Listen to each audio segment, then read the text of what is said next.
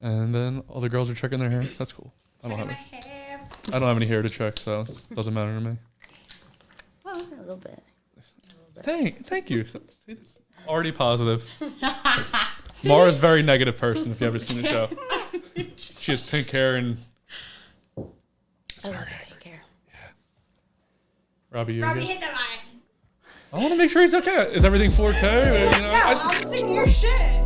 my shit? The nicest man this side of the Mississippi, me. I can't believe you said it. I feel like Mars, like, I got some shit to air. No, I don't. I'm just fucking with you. Don't yell at me. Tell me what's wrong with me. Is it mostly the baldness?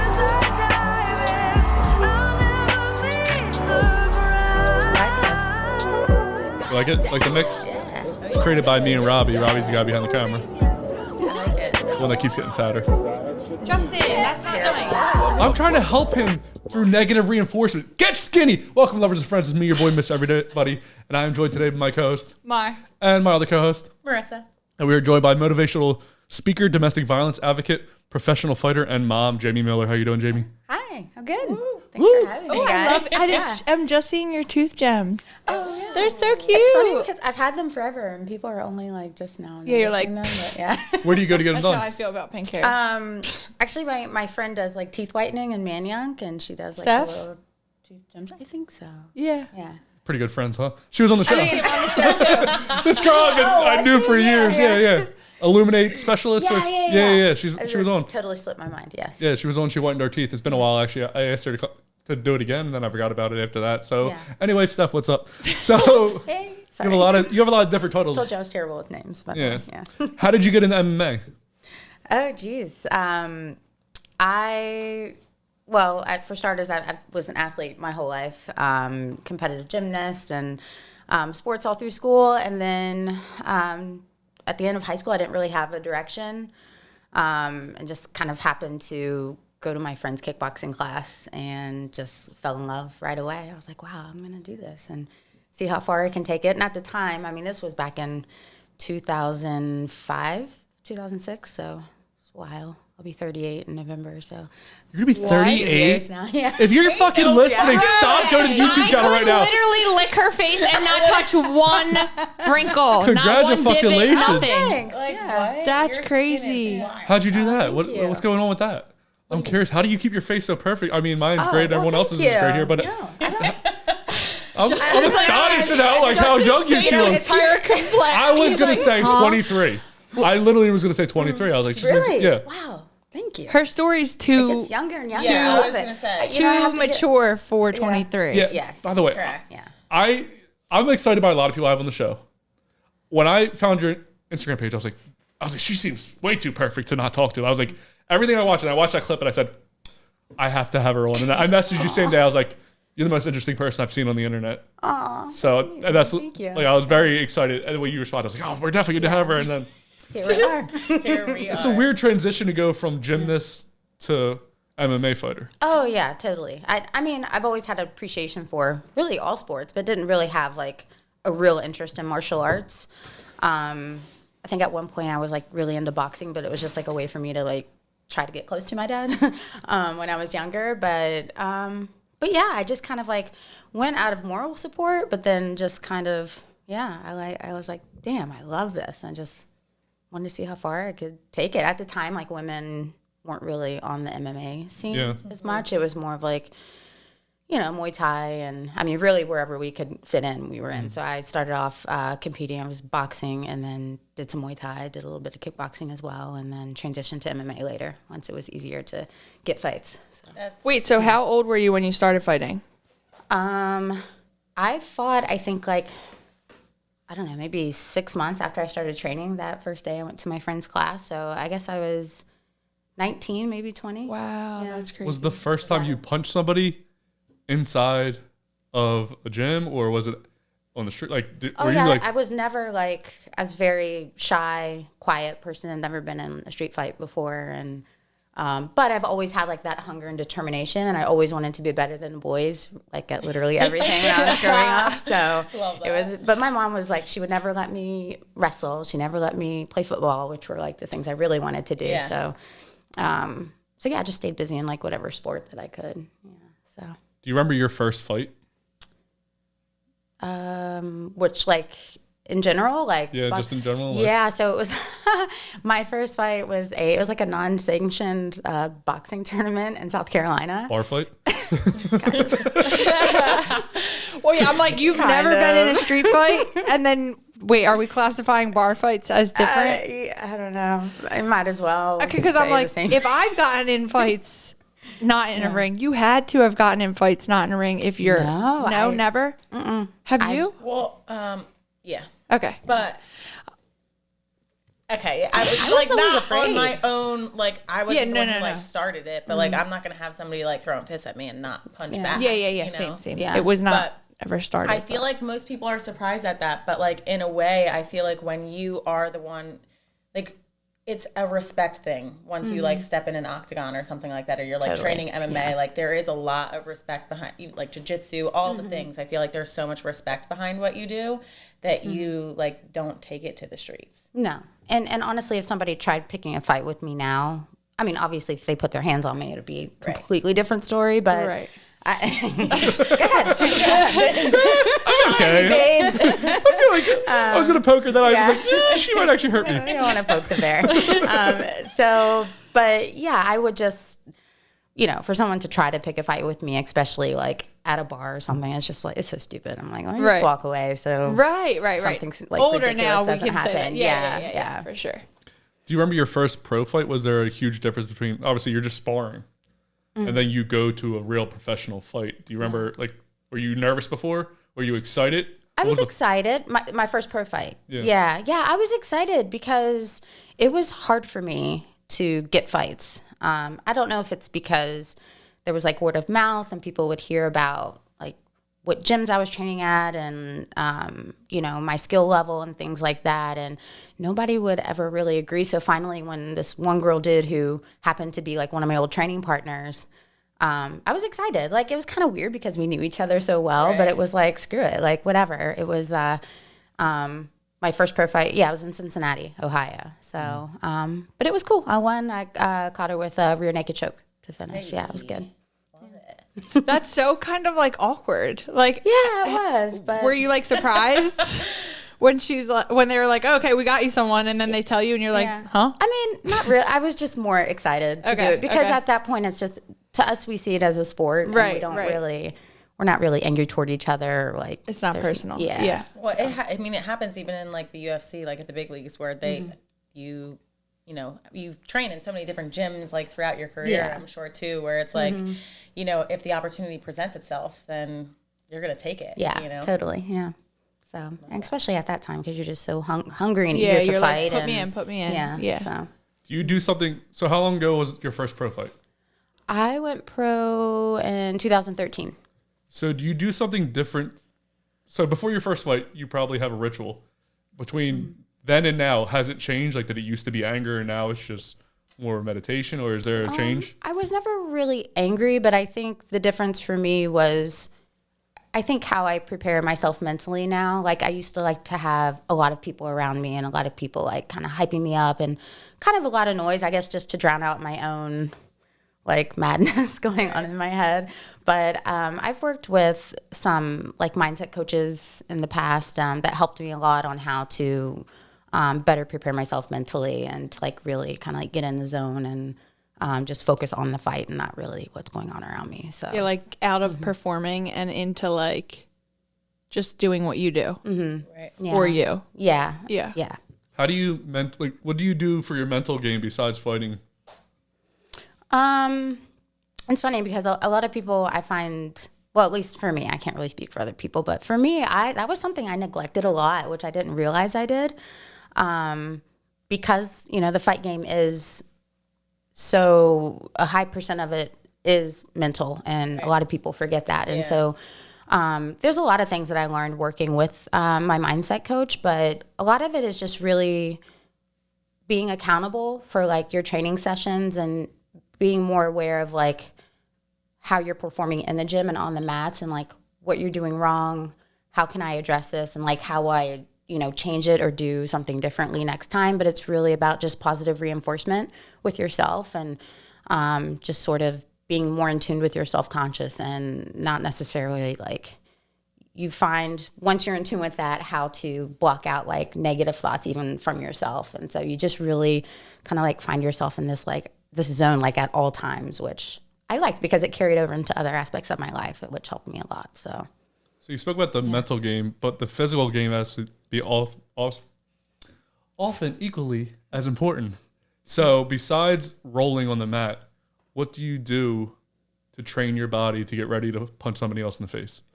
Oh man. Johnson, how do you prepare to put your fist on their face? Besides putting my fist on my training partner's faces. Yeah, I mean, besides like the combat training, there's a lot of, obviously nutrition comes into play. Then you have a lot of like strength and conditioning, things like that. But it just really becomes your life for like however long your training camp is, which is usually like, 8 weeks or so for some people. So yeah, for me, it would be like 6 to 8 weeks. And it was just, I was so regimented. I would have, my 3 training sessions a day. And then I would often have like 1 to 2 strength and conditioning sessions. And it would really all just depending on like where my weight was at that point. So everything is kind of, for me, based around that because it's hard for me to cut. So did you go somewhere else for the camp or did you stay at home and then just go? Yeah, I stay in Philly for my camps. We have everything we need in one place, which is nice. What's like your nutrition like? Oh.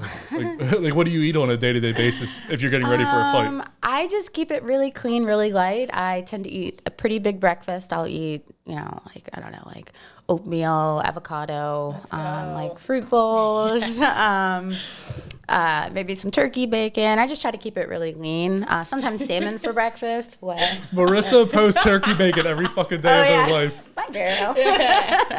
I literally have like the same breakfast every single day, but it says it's the regiment. It's like it has to be like that, I mean, certain variations, but like pretty much my breakfast same every day. Yeah. Turkey bacon is great. I have English muffin with peanut butter and a banana almost every day. Sometimes that too. Nice. Yeah. Is that you said? Ooh, is that like a cheat meal or is that still good? Okay. No, that's I was good. like, oh, no, yeah. now I'm no. Is this She why I'm just fat? No, enjoys that's it. good. That's good. And then like lunch is usually, kind of another big meal for me because then I cut my food after that. I'll have maybe after my last session of the day will be maybe like a scoop of peanut butter and a protein shake or like Greek yogurt if I'm like really, really hungry. But I drink 2 gallons a day every day during my camp. 2 is It is wild, yeah. insane. And it usually takes me a solid month to for my body to become used to that. So, but yeah, that was always hard. So I was always kind of like full for my water anyway. So like cutting my food early wasn't really a big deal. And plus I'd go to bed early. So Is your normal like walking around weight similar to your fighting weight, or do you have to drop a bunch? I'd cut like 15 pounds. And that takes you 6 to 8 weeks. Yes. I mean, I could do it in less time, but I'd rather do it gradually and I was in just a gonna healthy say, way. Your period, and Yes. not cry every day and want to die. Well, because like so a lot of it too will be like they're eating healthier definitely during their camp, but they're losing a majority of that weight like the last like 3 days, 4 days before the fight, So you're saying you were really able to do it like kind of longer out where you didn't really have to cut all that much weight before, Right. So the weight that I cut like the 2 or 3 days before is all water weight. Yeah. I can still eat some food, little things like maybe a piece of fish and like things just to keep myself fueled. But yeah, I like to I don't like to cut any more than 4 pounds the day of the cut. So I mean, I that's try to gotta keep it be as low. crazy. Like you think about going from like cutting that much weight and like you're literally depleting your whole entire body of like all the fucking nutrients and everything, and then you have to go step in a ring for fucking it's wild. 15 minutes possibly and punching people. Yeah, that's wild. Do you have a pre-fight meal that you like? Like you're already weighed in, you're already good there, and you have a meal that you like to eat before you go punch somebody in the face. I'm not ever like set on one thing. I do lean toward like steak and veggies, like a lean steak, like filet or something, because we're usually like out. I fought in Philly, not even a handful of times, maybe 2 or 3 times, but yeah, even with that, I usually gravitate toward, lean meat and veggies. Have you ever dated another wrestler or another MMA fighter? I have, yes. Was it before or after you roll with them? Actually, before. Yeah. She's like both. Maybe just test drive. No, I'm kidding. No. It was actually my ex fiance, my daughter's father, which I'm sure we'll get into, but he was a national champion, like wrestler, and then he was pretty big on the MMA scene for a while. He fought in like UFC and Bellator and overseas, I think like in Russia a few times and Abu Dhabi. But yeah, we actually just connected through just the MMA community, and we became friends really fast, and then kind of like the rest was history. But yeah, I'm not against dating other fighters, but I feel like it's just weird because we all know each other so well, and it's like you become family a lot in those environments. I feel like, but at the same time, like you guys are training so much, so you're around each other all the time. So like at the same time, it does kind of make sense. It does, and some people do that. Some people do end up together. I mean, we have, especially like on our jiu-jitsu side of it, a lot of people who've like met and now they're like married and have kids, and it's like a whole thing, which is beautiful. It's a beautiful thing, but for me personally, it's not. I don't have anything against it. It's just, I don't know. I don't really see my teammates that way. So, say there's a new guy that comes in there. You think he's cute. Now you don't. There's no sparring. There's nothing happening beforehand. You get in there and you whoop his ass. Is he more attractive or less attractive? What do you think, Justin?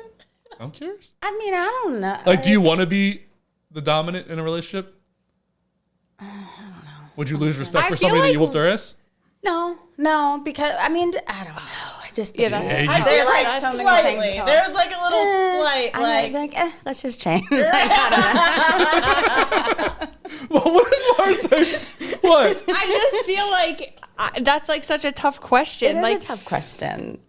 the likelihood of a man like losing to a woman, period, just based off of anatomy, is like not great. So then if she's like throwing him around, I don't see you coming back from that. Yeah. Because we want to be girly, if I'm manhandling a man, like, bruh, it just makes me feel weird. Yeah. I don't want that for my partner. But if it's my training partner, like, let's go, you better fucking do better. Then that's fine. But if that's my man, I'd be like, huh? Yeah. Do you feel like I'm right some there with guys take it easier on you when you're sparring? I mean, if there's a size difference, yes. I wouldn't say they take it easy, so that there's like ways you can still get your work in without like Punching you in like the face? not trying to knock each other out. I feel like sometimes if I get stuck with a bigger guy or even like a girl out of my weight class, it's like you just kind of like focus on footwork or speed or like intensity. You're not really focusing on the like power behind it. Exactly. Yeah, but usually like the guys my size that I go with, like we give each other work, and there's what I love so much about our team is that there's like such a big respect for what we do with each other that it's like we know how hard we can go, and we go hard. Right. But it's never like we know it's not out of malicious. Like I've had my last sparring session, my nose got busted, but he didn't pull back. It was like my nose got, and I didn't stop either because I'm like, this is just, part of it. It's what's made me as tough as I am now. So like for me to like run off the mat and like Well, that's what I was cry or going to fix say. my It's nose like is not. It'll never happen. It's you versus you. It's just like the other person is like a vehicle for that, and you're a vehicle for them to be against them. Right. You know what I mean? Like, am I better than I was before I stepped on the mat? And that's the number one question. 100%. Yeah. But it's cool though. Like with some of our relationships, is like actually my training partner that knocked my busted my nose, like he could give me a look kind of like you're good, and I like just like a nod. Yeah. We nod, Right. like I'm good, we're cool, let's keep going. Yeah. And then like he still keeps going just as hard, so it's energy. cool. Yeah, It's like energy when we thing. were cavemen and we didn't have a language, and like people knew, like, are we cool? Right. Or are we not cool? Yeah. For sure. You're like, Good. Let's go. Good. Yeah. All right. Let's keep going. Let's go. you're like, I give a little dap, all right. Right. Do you think there's added pressure on you because of you being a smaller, good-looking female inside of MMA? Like, I can't act like this hurts as much as it does because then they're going to think I'm a little girl, or no? No, No? Okay. She doesn't care what other people think. I Well, don't and really again, like. like you said, like I feel like you love your team. Like when you are on a team like that, and I guess not every place is the same, but Yeah. like I know where you train, I know how they are. Like that whole place is a family, and Yeah. like you guys you have respect for like what it is and what you do every day and the dedication that you guys put into it, and like you keep it at that and keep it moving. Yeah. And what I love so much about like what Coach Don has created with that energy and atmosphere, it's like sometimes we do get new people that come in and we welcome them. Right. But John is really good about like, he'll say, okay, people will they'll, adapt and become more like us, which isn't like, I don't mean it to sound like a cult or anything like that. It's just more of like you become like us, like you become, like you want the same, like you have the same vision as we do. You want the same, you want to work hard. You're going to show up, not just for yourself, but your teammates and show up for the team. So he's like, you're either going to be like us or you're going to find your way out. And sometimes people do come in and they are disrespectful. Right. And it's happened before where John will be like, whoop his ass. And I'm like, okay. He'd be like, I don't want him here. Whoop his ass. And I'm like, okay. That like also is like any work environment. Like that's your workplace, like in the gym, So like if there's somebody in my workplace at the office who's just like not cutting it for us, like we're gonna get them out. Yeah. Like, Yeah. I mean, but most people, they feel the energy and they're like, I don't think I want him. Yeah. It doesn't match. So they find their way out. That's all good. Yeah, like you either, if you're like vibrating at a level and people are shifting up and you can't shift up, you just fall out. Right. Yeah. It's like the trash takes itself out. It's like getting ghosted. Exactly. Yeah. Maura with the fucking ghosting. Here we go. She ghosts me at least once a month. Where she just doesn't respond. She just goes, I'm going dark. And then I have to text her message to Marisa. I'm like, is Maura okay? She's going through it right now. Because Maura is like a sister to me, but she just goes dark. I'm like, God, I just want to make sure she's like alive and not like dead. Well, you get it. That's good. Yeah. Some people are like, make it about them. Yeah. So, So what's the most embarrassing moment you've ever had on the mat? I don't know. I don't know.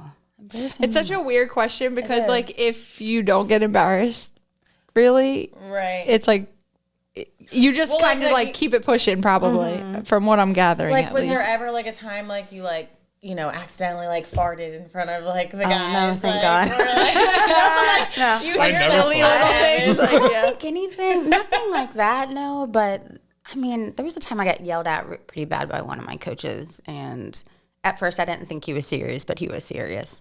you're like, oh shit. I got really embarrassed. Yeah, I was like, shit, and I almost cried, but I was like, just sucked it up. And, Yeah. What Whatever. did you agree with him being mad at you? Like, was it? Oh yeah, because I wasn't listening. I was like tone deaf or something. I don't know what was going on with me that day, but Was it something that could hurt somebody else, or was it just? no, I just wasn't doing my job. I wasn't doing a good whatever I was supposed to be doing, and he yelled at me pretty. That it was tough pretty love. harsh. Yeah, I was like, damn. I was like felt the tears like welting up. But I was embarrassed because everybody was staring. Right. I was You like, just gotta shit. breathe through that shit. You're like, Is she just gonna cried. say something? I didn't talk back. I didn't say anything. I was just I was definitely embarrassed. Have you ever had to go to the bathroom while you were fighting? Something actually happened, and it was actually that first fight I was saying, but the boxing match. This is kind of gross though. We live off of gross here. He encourages it. We live off of gross. Yeah, I started my period in the middle of I think it was like the first or second round. And no way. And I told my coach, he was like, I don't give a Give a shit. fuck, You can bleed yeah. under this mat. I don't care. I was like, oh my God. I was like, okay. Did you know it was coming, or was it a surprise period? Like, No, oh, because you it- can it- feel it. It's yeah.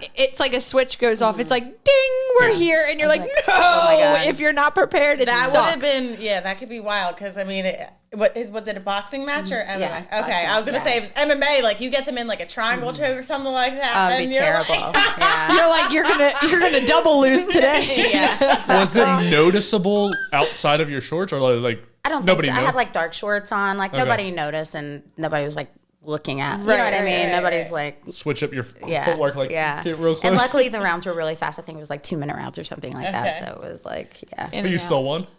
I did, yeah. And it's funny because they didn't have these weight classes and these like, unsanctioned tournaments. Right. I just keep calling this it bar that. fight. Yeah. It's like Legalese. I saw this meme the other day, and it was like anything you can do, I can do bleeding, and I'm just like, yeah, with my period. Yeah. Thank you. That babe, yeah. Yeah. Oh, but anyway, they didn't have weight classes, is what I was going to say. And So you were just I was against- fighting like these very large women. Oh, And somehow I just like little old me still won. I feel like when you're tiny and you're close to the ground, you can just move like A a lot you're like in faster, the yeah. hockey, you know. I'm like, what the hell? It's like, where'd she go? Like people, like dancers are short. I feel like, and fighters are short, and they have that aerodynamic vibe. I'm like, damn, must be nice. You're not that tall, Maura. Mara thinks she is. Like, I'm always. 5'8". Gross. You're 5'4". Yeah, Jules stood next to me today. She stood at my I know. shoulder. She's like 5 foot. So yes, I do think I'm tall because I am. How tall are you, Jamie? 5'8's pretty tall. I'm 5'3". I know. Yeah, like I like to go. I could breastfeed her standing up. if she had breasts. So, That's a good one. so we got little people. Does your daughter watch you fight? She does, yeah. What does she think of it?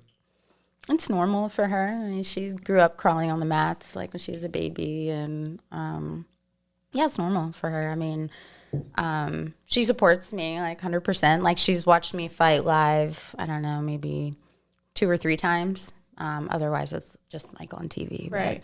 But yeah, she's always just like super proud and How old is she? happy. She's 13. Oh, okay. Does she want to fight? No, No. Do you want her to fight? if she, I mean, I don't want her to, but if she did, like, okay, Right. I'll support her, and you know, I don't know if she'd ever let me train her if that was the case, but I would try, you know. But she's very much, she found her passion in theater and performing arts, and that's so she's amazing. like really thriving there. So And that could have been high school you because you weren't a fighter in high school. Yeah. You waited until no, afterwards. yeah. So So she's you still never good. know. Yeah, you never know. I But can- she knows how to defend herself. Like that's one thing. Like she was training jiu-jitsu for a little while, and she was. I used to hold pads for her for boxing and stuff, and so she knows. And plus, she's really athletic to begin with. But as long as she can defend herself, that was always my thing. Yeah. I was like, all right, you give me at least like one day to train jiu-jitsu or some form of martial arts. But she kind of like. You know, she's back and forth with it right now. She's not really consistent, but she still remembers things. So I'm good with that. I was going to say, as long as I think that's like honestly super important. I feel like Yeah. a lot of people just don't know the correct form of how to defend themselves in Yeah. general. I mean, you see all these crazy things like the other day I watched something on Instagram. This guy, I mean, the guy who he was like fighting was literally like double the size of him. You would have never thought in a million years. And he like warned him. He's like, dude, like, don't come at me. And he like ended up putting him to sleep, like just out on the ground. And Yeah. everybody around was like fucking shocked. And he Like- was like, I told you, like, She's like, look what you made me do. right. Yeah. Do you have a favorite strike or submission? I'm definitely submission wise. I love arm bars. I go for arm bars a lot. get it on him. I'm pretty good. Marissa wrote this one. She's like, we gotta get her to submit you. Oh yeah, totally. Do you want to give me an arm bar? Right now? Let's do You want to? it. Oh my god. Or are you like favorite strike? I could just like punch you, which you probably. I don't know wouldn't which one's want. better, honestly. But 2 bottom 2 might fall out though because they're just let's holding do arm they're holding by strings. Or like a choke. That might be better. Like Whatever you. Give him. You said your rear naked was your first, right? yeah, that was my first. Let's give yeah. it to him. All right, what do I need to do? You just sit right there. I just sit here. Yeah. I can sit here and I I'll love that Marissa knows. I'm like, what does that mean?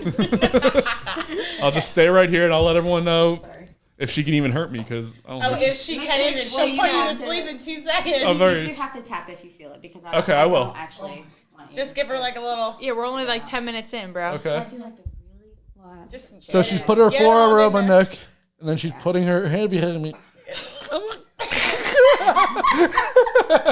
effort. Good. Do you feel that?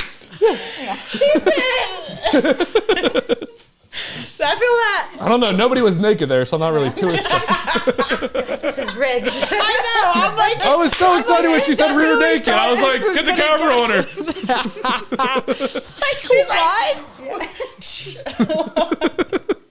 So why? Okay. Our bar would have definitely been more difficult. We would have had to get on the ground, and that would have been the whole thing. yeah, a little crazy. Is that your favorite? So armbar's your Justin's favorite. like, Is so the what's rear up? naked- Oh, like, what are you doing right now? The rear naked. He's like, so is that actually off the table or did you want to get in front of it? Marissa, can you fight, or do you just really enjoy watching people get beat up like me? I think like Can I fight? I'm not a professional MMA fighter. No. Can I fight? Probably better than the average person. Yeah. I mean, I did box for like a year before I tore my ACL. Yeah. So I'm supposed to be cleared at the end of September to start jiu-jitsu. So yeah, I'm excited to get back into it. Nice. How long have you been training jiu-jitsu? I haven't. I was literally supposed. So I started boxing. Was boxing for about a year, and then I tore my ACL. And then I was like supposed to start jiu-jitsu that Monday, and I tore it on a Friday. Oh, no. Yeah. So I'm sorry to hear that. But you know, you talked earlier about how like it just wasn't like accepted for girls to be like. I wanted to like wrestle. All my brothers wrestled growing up. I loved it. I was literally obsessed. But like it just wasn't really accepted to be a for the girls. and wrestling. Yeah. So like I, pretty much waited like my whole entire life to like do anything, and but I grew up on boxing and WWE and UFC. Oh my God, like, I loved WWE back in the day. It was like a big deal. WWE in West is Virginia. wild. I'm like, did they practice this? Who's your favorite wrestler? Of course. It's a dance recital. It is. Honestly, I don't even remember. Maybe The Rock. The Rock was my favorite. Way back in the day, yeah. Robbie's The Rock. I was stone cold. We used to throw each other off we would. What the fuck did we? What was that? At your house, we would throw each other off roofs and shit on the tables. We used to beat the fuck out of each other. Makes sense. That's why I'm so stupid now. Who's your favorite MMA fighter? Honestly, I don't think I have a favorite, to be honest with you. No, I mean, with Like the, a top with the women, 2, top 3. I love Rose Namajunas. Okay, I always loved her. That's your girl, I right? made Maura always say loved her. we went to the CFFC, the grappling matches. She's like, what do you need to say? Like, she's my favorite girl. She I'm like, did lose that day, but But it was cool. Yeah. That was awesome. Yeah. As far as the guys, I don't really Not know. impressed? Not that. There's just so many. And there are lots that I do enjoy watching.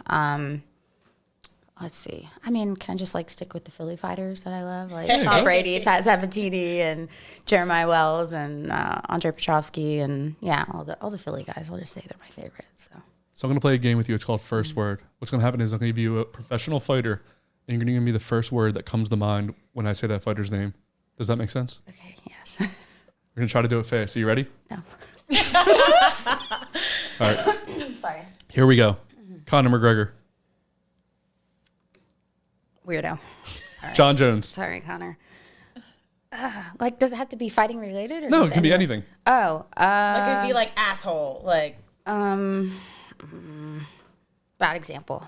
I mean, he's a bad example. I think I don't like this game. I'm not a shit talker, guys. You don't have to talk shit. no, you can talk shit. You can be like literally stunner, like hot. fucking John Jones, hot. Okay. crazy. Tabitha Ritchie. I have no idea. Tabitha Ritchie. I don't think I know her. Oh damn. Sean Brady. Workhorse. Max Holloway. Oh, he's. I don't know. He's kind of a badass. So, yeah, I guess. Ronda Rousey. I love her. Pat Sabatini. He's gonna hate this, but he's the nicest guy ever. Kayla Harrison. Badass. Amanda Nunes. Badass. Chris Cyborg. Scary. Brock Lesnar. Also scary. Nate Diaz. Oh, annoying. Jake Paul. Surprised. He's like a. How do I say that? He's like surprising. Like a surprising I was going to dude. say wild. Like, Yeah, he's wild. Yeah, he's wild card. That whole thing Yeah. is wild. That was first word. You felt so uncomfortable in the beginning. I love that she didn't want to talk shit. I wasn't asking her to talk shit. Maybe like she I could, know, talk, but I'm she just could like, comment on her that is- style. That is Yeah. like, I feel like that's just where your mind like automatically goes. Yeah. Initially by accident, just by virtue of like, oh, you have to say a word. It's like, all right, you want like razzle dazzle I want to right give now. you guys like good stuff. Yeah, maybe you would have said like punches like a bitch. Whatever you want to say. Okay. Speaking of punches like a bitch, what do you think of the slap competition? That's weird to me. I don't know. I can't get into it. I think it's just like. These guys are getting knocked out cold though. Like it was, Yeah. By slapping? dude. you like stand at a podium and you literally just like exchange slaps. Like these people are bam out, like literally dropping to crazy, the ground. yeah. Like For what? you see people get hit with punches. $1,000. They don't pay them anything. It's crazy.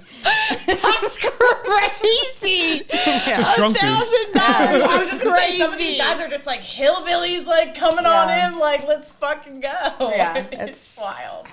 I don't understand it. I mean, do it. Listen, more power to you if that's what you want to do. Spend Do it. your time and I energy guess. on. Slapped in the I just feel like there's just That's no a like. real- I mean, I'm sure there's like some form of like, you know, I don't want to say athleticism, but I'm sure that they like train and like lift weights and try to get stronger. But there's like, It's mindless. weird. Yeah, it's so weird. Have you ever been slapped in an MMA fight? No.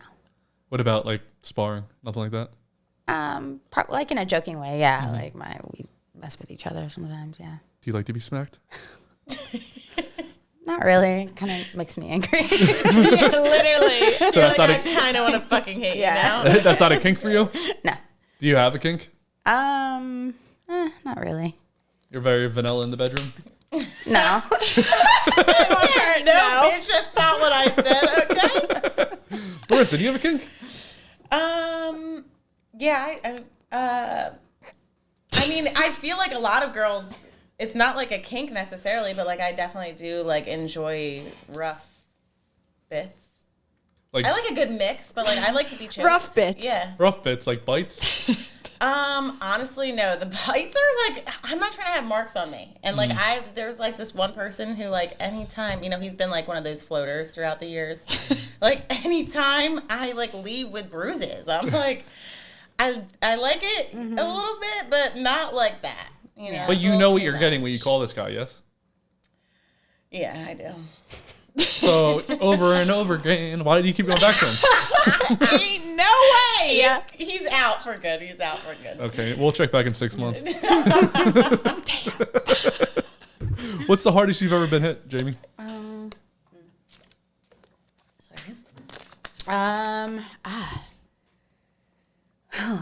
Let's see. I've been hit pretty hard a couple of times. Like I've had like fights where I've lost where they were like ref stoppages.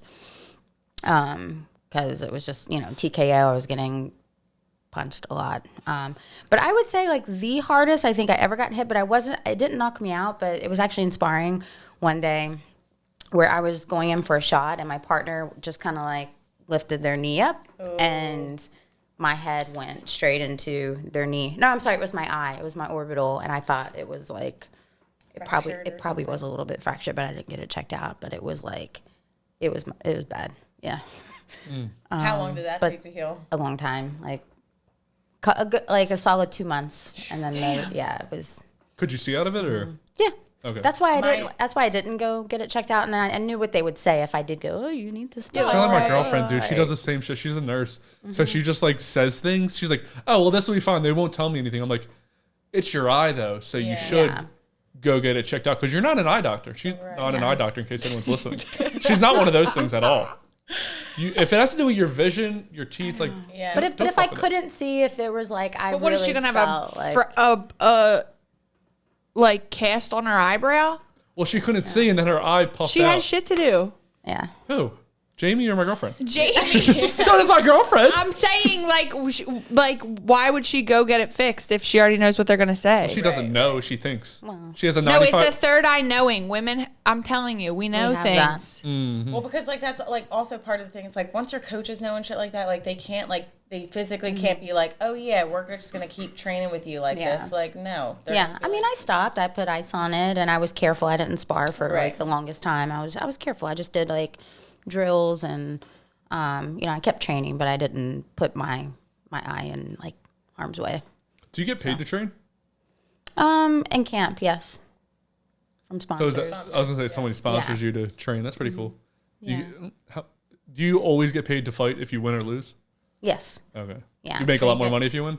yes, because obviously, like I mean, you have like your base pay, and then you get a win bonus, and oftentimes it matches what your base pay is. But sometimes if have a good performance or like get a knockout or something, they'll give you a little extra, which is Oh, and nice. knockouts more.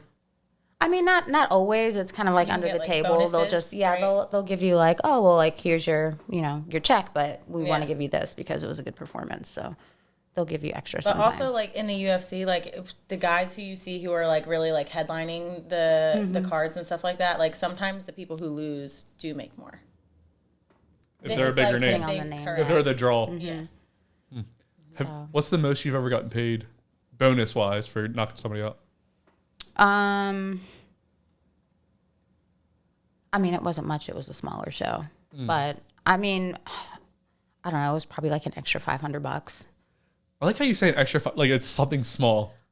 I mean, in the Well, grand scheme of fighting When money. when you think about I was thinking you were gonna say like $50. What? no, like I How mean, cheap? when you think about I'm poor. all the time, all the hours you put in, it doesn't really.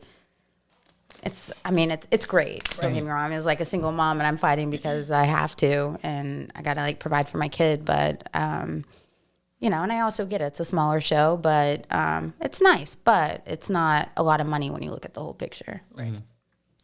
So why did you become a domestic violence advocate?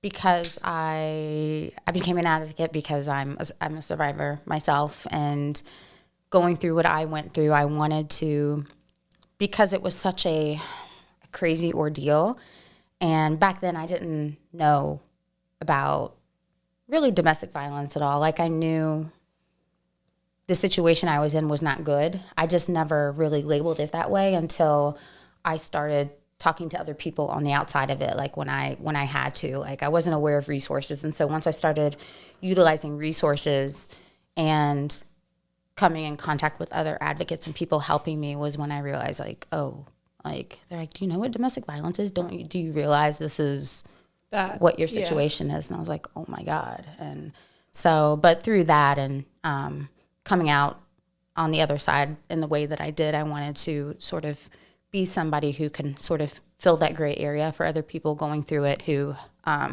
need help navigating the system, like the court system, or just to make them aware that there are resources out there. And it's possible. So, yeah, 100%. What kind of abuse was it? Was it mental or was it physical? Both. It was mental, emotional, physical, Financial. economic. Did you watch abuse, it? Yeah. Mara, people that are watching didn't watch a 4-minute clip that I sent you. So We're gonna put it in the. we're asking for the millions of watching around the world and the thousands in attendance. So how long That's pretty good. was the violence going on in your relationship before you left?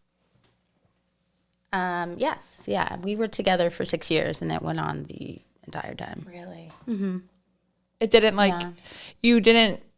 I feel like it like switches for some. Like I feel like you're in it and you don't realize it, and then like it like flips and it's like, oh no, this is like all the time. Like if I feel like it's like a dribble drabble kind of like it happens or it doesn't happen because it's a new relationship, and then it's like drip, drip, Yeah. drip, drip, drip, drip. It happens that way Yeah. a lot. So for me, I kind of grew up in that environment. So I sort of carried on like just what I saw as a kid and most of my relationships, especially once I got a little bit older. That was like, I felt like I was like a magnet for like these type of men. And when I met my ex, he was, what I thought was a great guy. But I was also in a place in my life where I just wanted acceptance. And I overlooked a lot of red flags and tried to justify a lot of his behavior as like, well, he went through a lot when he was a kid, or he was unloved, and maybe I tried to sort of justify it in those ways, and like, oh, maybe I could be the one he'll change for, or that I could change him, like turn him into a good person. But that is never you can't change people. So Right. yeah. What was the red flag that you noticed? Like one of the first ones.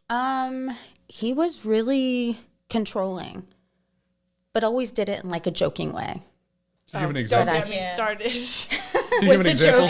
Yeah, like, well, so when I met him, before I met him, I was already fighting and doing my thing, and I was very outgoing. I had multiple jobs. I was working at the gym, to teaching classes to pay my dues there.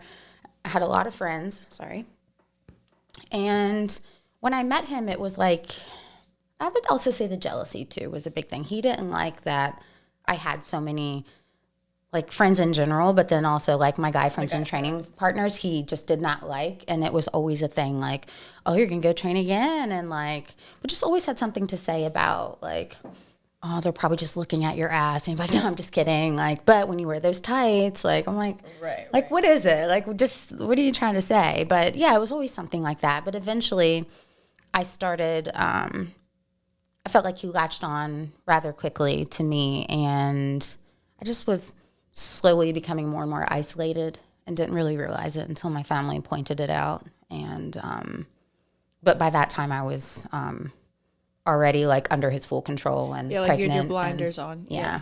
You're like, no, that's not true. Yeah. And then like every fight was like, we're going to work it out. We're going to save the family and stay together and we're going to make it work. And well, I was anyway. So yeah. It's like one of the toughest things I feel like when you're in a situation, and obviously like once kids get brought into it, it just makes it a whole different situation, right? Harder to leave, more emotions and when we're taught that this family unit is like what it's supposed to be and Yeah. best for a kid, and it's like stay the together family for the children. it's like that's not helping them because that's what happened here, and you're like your bare minimum is tainted anyways. And so then you're going into your relationships like already being like, oh, this is normal. Yeah. When it's like, no, there's like trauma that needs to be healed from when you were a kid. Yeah. And so on. Do you remember the first time he hit you? Oh yeah. So it was actually pretty early on.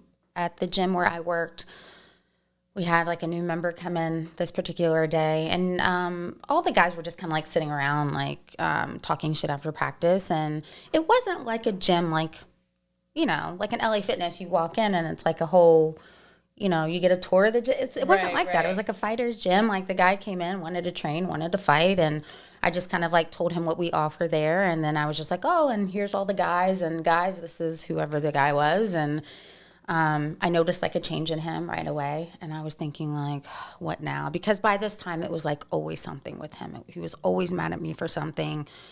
Even when I didn't do anything wrong, it seemed there was always something. And so he asked me to go outside with him to talk. And I'm like dreading it because I knew it would be a fight. So we go outside, and he was mad at me because I didn't introduce him as my boyfriend to the guy. I just said, I introduced them all as right. But regardless, it's like I'm not gonna like. He doesn't care if you're my boyfriend or not. Like this guy's here to work out. It wasn't like this premeditated. Like like it wasn't a thought in my head. But regardless, it's just an introduction. It's nothing. Like who cares? But anyway, so that's what he was mad at me for, and so I was kind of like annoyed by this point. And it ended up sort of push came to shove because he got in my face, and I'm like, get out of my face. Okay. And I pushed him, he pushed me, and it resulted in him slapping me. Yeah, and I was just like in shock and like couldn't believe he had done that. And he had just like this look of like disgust on his face, like he just like hated me almost. And I was just in shock. And then like I started crying, and then just like walked away, called my mom, and it was like a whole thing. And then you told her, and then after, and my mom, I just don't think really knew. So she was with my dad for 26 years, and my dad was extremely abusive, and I just don't think she knew what to say in that moment. And but just kind of was like, it's gonna be okay. Like, are you hurt? Are you whatever? And so. She just told me to like remove myself from him, and I did that. But then, he came back, just apologized, like said everything amazing that he could have said, and I forgave him. He said it would never happen again, and I believed him. And it did. It did many times.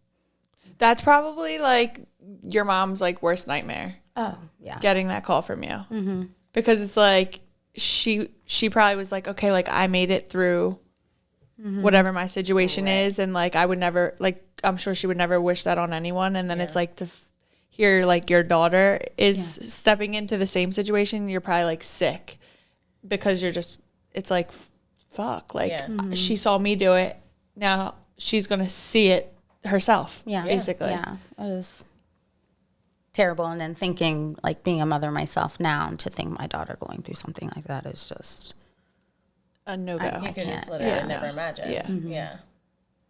I'd be in jail. I'd kill somebody. right. Literally, yeah. But it was terrible. But then I got pregnant pretty quickly. But I just always forgave him. I just found myself just so, like, I felt really trapped by him. Do you think mostly based off of just like that whole like let's stay together for the family type of thing, or was it trapped in the sense of like you were scared to leave him physically because you didn't know? It was both. I think I was in a little bit of denial because I didn't know. Like for me, was a normal thing because that's kind of how I grew up and how most of my relationships were. I was like, okay, you fight and you forgive, or you fight and you break up. Like it's either like you make it work or you don't. But to me, the fighting was like a normal thing in a relationship.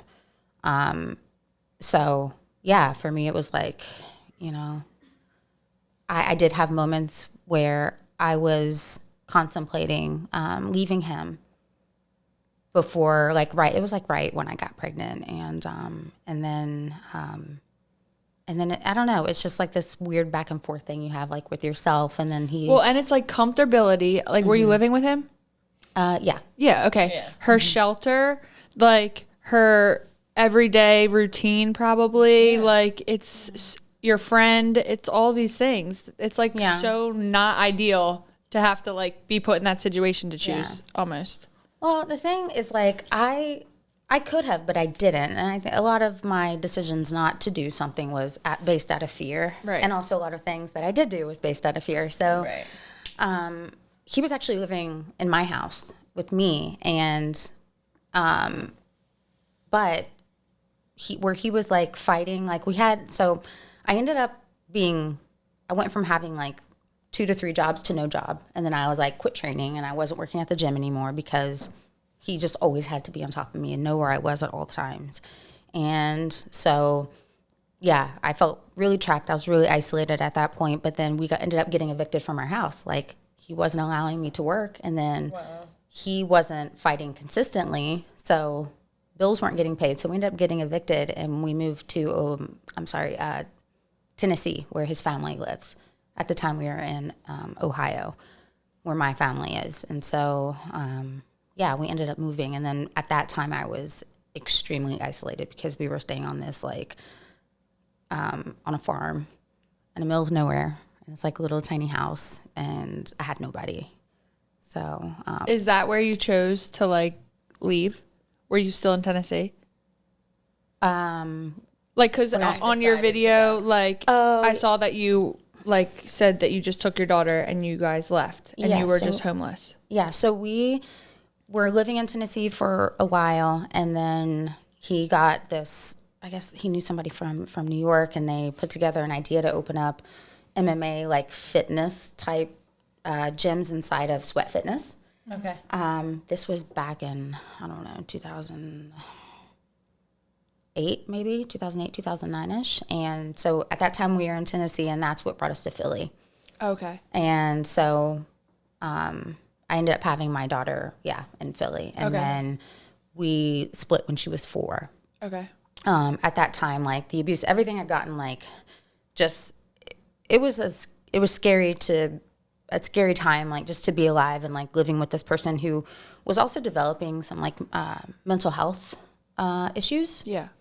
That I was not really aware of, like the depth of that. I could see the changes in him, but it didn't help that he was abusing prescription medication. He was taking steroids. He was also extremely angry person. So it was just scary on a daily basis, like not knowing what to expect. How is he going to wake up, and like how do I prepare myself to deal with this person? It was every day. But once my daughter was born, she was kind of like my safe haven in a way, and I just really poured into her and really did everything I could to find things to do outside of our house, like different, there was like this calendar for moms. It was like all free events around the city. So I like lived by that because it got us out of the house and like kept us away from him. But I later found out he was like stalking us and following us through a lot of that stuff. But, which makes sense now because there were times I would get phone calls from him where I'm thinking he's at the gym and he would say like, oh, what are you doing? Like a normal like conversation. I'm like, oh, well, we're at the park or like wherever we were doing. He would say, he was like, oh, really? Turn around. And he would just be like there. And then he'd like make it act like a surprise. And I'm just like, how did you know I was here? Like, but it didn't like. Didn't register at that not time. at the time. I was just like, maybe he was just, I don't know, driving because by. you don't want that to be Right. You don't want to believe that. either. Yeah. You know? And at that time, I still wasn't identifying as like Somebody who was being suffering from abused. abuse. Yeah. even though I knew like what he was doing was not okay or like a good or a healthy thing. I just never connected those dots. And so as my daughter got older, like it just got worse and worse. And then finally, like, there was a time where there was a lot leading up to this. I mean, it's a very long story, but in 2014, so my daughter was 4, and this was after like a year-long fight, basically, of like, and just, it was just getting worse and worse by the day. And so at this point, he was away working like an odd job in New York on a construction site, and it was Mother's Day. I'll never forget it. I had taken my daughter to on a picnic. We're just like having the best day ever. It's super cute, just having fun. And he, all of a sudden, I get a call from him, and he's just like laying into me. He was just like angry at me and just calling me all these names. And I wasn't really, at that point, I was just so exhausted. I'm like, I have nothing more for this guy. And I just felt so just like defeated and just like depleted of all of my energy. And so that made him angry because I wasn't responding the way he wanted me to. But I didn't really think of it that way. I was like, I'm sorry. I was like, I don't know what you want me to do. And that was something I didn't do. I didn't mean to say sorry because I didn't apologize. And that was something I did on a regular basis, was just to apologize for things I didn't do just to get past an argument or just to make it like seem like, yeah, like you're right, I'm wrong. Okay. Yeah. Keep it pushing. Okay, I did it. Yeah. So, and so it was just, I was just so exhausted. So finally I was just like, I don't know what do you want me to do? I don't know what you want me to do. And got angry and angry. And finally we get off the phone.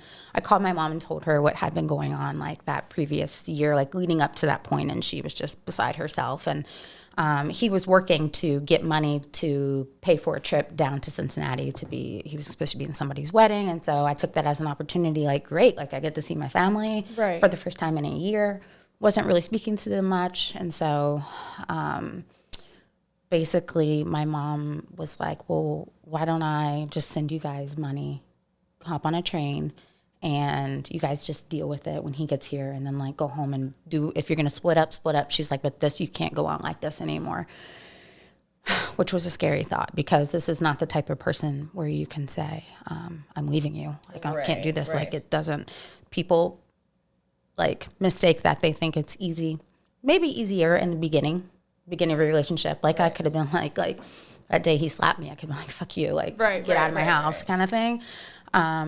But I didn't. But it's one of those things, especially these abusers are very dangerous people. And sometimes people don't, they want to leave and try to leave, and it's dangerous. And sometimes they don't get that opportunity ever. They end up being killed. So it's scary. So and there were times where like I would try to remove myself from a situation, like when I could feel it escalating, and he would like stand in front of the door. He like wouldn't let me leave, or or do something to me to scare me. And so this particular day, like I took my mom's advice. I was like, okay, that actually sounds really refreshing. So she sends us the money for a ticket.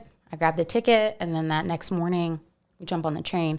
But I didn't tell him we were leaving till we were like on the train, because I was so afraid that like he would just magically appear and like stop us from leaving. I was just so paranoid. And from that point, I just like, he accused me of kidnapping, called me like every name in the book, But the thing is, so I had like a little prepaid phone, which is what he would give me, like if he had to go out of town because he's smashed every phone I ever owned. So at that time I had a prepaid phone, and my daughter, I had like an old phone that was like cracked, but it was still usable. So she used it to play games. And so so many messages were coming through so quickly that like the phone, the memory would fill up. Like it seemed like every couple of minutes. And so I'm like, nobody's going to believe me if I don't document this stuff. So it just like dawned on me I took the phone that my daughter had and I just started snapping photos of all the messages. It was nonstop 17 hours of text messages. It was like thousands and thousands. I mean, like boxes we took to court of just text messages alone. That doesn't include like emails and things. But yeah, it ended up just being a whole ordeal where he ended up, taking us to court and accused me of, kidnapping and all these things. And so, but by that time, there was like a lot of back and forth with him. He would tell me to stay in Ohio with my family, and he'd bring me my stuff. And I'm like, absolutely not, because I know who I'm dealing with, and I want to do it through the courts and do things the right way. And so it ended up being that at court, I wanted to relocate. So the judge said, because you want to relocate, the child has to stay in Philadelphia until your next hearing, which was months away. And I was allowed to leave, but I wasn't going to leave her alone with him. So This fly is crazy. I know. Coming right for Jamie the whole time. I don't want to kill it. I want to go with this. but I'm going to. Somebody have chopsticks? So do you have 100% your sole Custody custody, now. right? Now I do, yeah. But it ended up being like, So did you get to stay in Cincinnati when that was happening? no. You had to come back and forth. Or no, you just came back and you were I came with back him? and I stayed. No, like, so basically he renewed our lease to our apartment without my name on it and threw away everything I owned. So all I had in my possession was the bag. It was like a bag for like 4 days when I went to Ohio. So I had nothing left. I didn't have a place to live, but like he denied us access to our house. So at that point I'm like, I had nowhere to go. Couldn't really. So are you telling the judge this? Like, No, he won't even, like, he wants custody and he is making his daughter not have a bedroom. Yeah, they don't. It Care. doesn't. They don't. Okay. Yeah, that would be a whole other thing I would have to file and like whatever. But they said, I ended up calling somebody I haven't spoken to in a long time, and she agreed to let me stay with her. But then he ended up finding us and ended up sabotaging that situation for me. We were there for about a month, but that's where I learned about women against abuse and all the resources, and where I started connecting the dots because I needed help. We didn't have a resources. place to go. Yeah. And so, that was tough. And when he found us, he had manipulated this woman so badly, like she was believing like what he was telling her. And she was like, threatening to have me like beat up and like all these things. If I didn't leave, she was going to call DHS. And at this time I had been working like just day and night, finding resources, like anything I could call or anybody I could talk to, I was doing. And Women Against Abuse, like most shelters, there's limited resources. And at the it's time, like very private too, right? yeah, Like, and they because they do follow you. Like the facilities? oh yes, the my men. ex, he did. Yeah, he stopped like us a you lot. can't even like look it. It's hard to look up women's resources like that because it's like then they're giving a map in a sense for the men. Well, there's laws that protect, there's confidentiality laws and things like that. And so, but there's definitely laws around that protect shelters. So. But anyway, there was like a lot of, other things that had happened that got physical between he and I, where I had to go file like for emergency PFA. I ended up getting arrested once because he lied to the police and said that I pushed him down the stairs, which I did not. And they arrested me because he had injuries, But I knew, as soon as they said that, I knew, because there were times where he and I would get into a fight or an argument, and I would threaten to call the police, like, for him putting his hands on me, and then he would start hitting himself. Yeah. And he would say, go ahead, I'll just tell them that you hit me first. And so I would never call. Yeah, so I knew right away when they said that. But ultimately, I was never charged with anything. The detective came down and said, like, you can either go before the judge or waive your rights and speak to us. And she said, we'd really like to hear your story, because they had, I'm assuming They at probably that time caught the vibe. Yeah. they already had spoken to him. And so and it's funny because a lot of, throughout my ordeal, rather, I feel like I came in contact, like, at the right time with, like, the right people. Like, there was a point where a police officer who I was, who helped me find out where my daughter was once, and, like, he brought her to us, but she was an advocate. And then, like, throughout that ordeal where, like, I got arrested, the detective was an advocate. So, like, when I got in her office, she had, like, posters plastered everywhere. And even I was, like, sitting, handcuffed to a chair, I had, like, this, like sense of relief. I felt relief because she knew. Yeah, she knew.